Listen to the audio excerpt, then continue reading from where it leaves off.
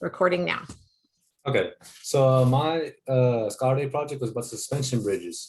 So to start off, a suspension bridge is basically a deck that is hung below suspension cables on vertical suspenders in order to carry a certain amount of weight in order to increase the distance or to carry large loads. And the basic structural components of a suspension bridge system is the stiffening girders or trusses, which is that horizontal platform where everything is laid on.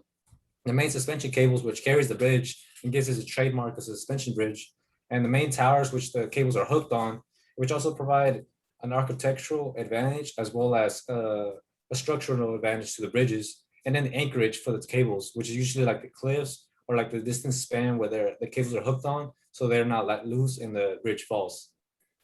So the history of suspension bridges is that they've been here throughout the years, and they started like popping up around 15th century as crude forms of bridges. But the modern designs that we know of today with the big tall towers and the long suspension cables started around 1959. And at first they started with wooden ropes, so they weren't as strong, but they were pretty sturdy. But then they advanced into steel and wire, which became more durable and started being able to carry more weights and longer distances as well. So the problem that I had accompanying about suspension bridges is the cables that hang in parabolas. The suspension bridge cable shown in the company figure supports a uniform load of W pounds per horizontal foot. It can be shown that if H is the horizontal tension of the cable at the origin, then the curve of the cable satisfies the equation dy over dx equals W over H to the x. And then I had to show that the cable hung in a parabola by solving the differential equation subject to the initial condition that y equals 0 when x equals 0. So this is basically proving the fact that suspension bridge cables hang in a parabola naturally. So the work that I had in mind was at first I had to write the equation integral in order to derive it. And then using the constant multiple integral property, you can remove the constant w over h. So those two numbers are given and you can remove them from the problem. And then you evaluate the integral x dx, which would turn into 1/2 x squared or x squared over 2. Then you multiply the constant with the value integral and include the constant c, because any derived equation has to include the constant in order to be correct.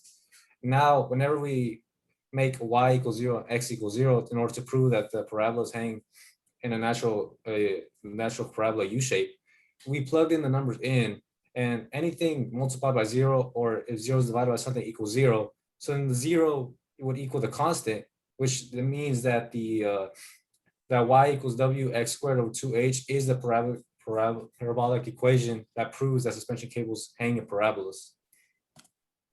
And the future applications for this is that maintenance and building materials for suspension bridges is the main concern whenever we build these, because there can be damages or cracks that need to be addressed anytime they occur. And then there's also new materials being used to create these bridges. Like in the picture presented right now, suspension bridges go through contractions or stretches due to heat or pressure.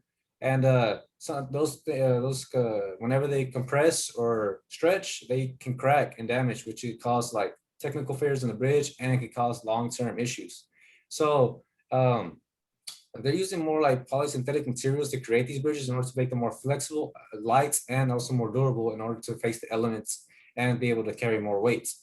And we're constantly evolving the materials used to create these type of structures. So eventually we'll be able to create bridges that will last a really long time and can carry a long weight efficiently. And the Miss Lick provided the comment because whenever I first presented it to her, I had it written on the picture on the right as before, but that wasn't really professional. So she told me to include how that I first created this presentation on Google Slides, but it wouldn't let me incorporate like the correct format for the problems. So I went to PowerPoint to allow for more editing, more proper equations in order to look more professional. So I just included that to show how the presentation was made. And these are the sources. And thank you.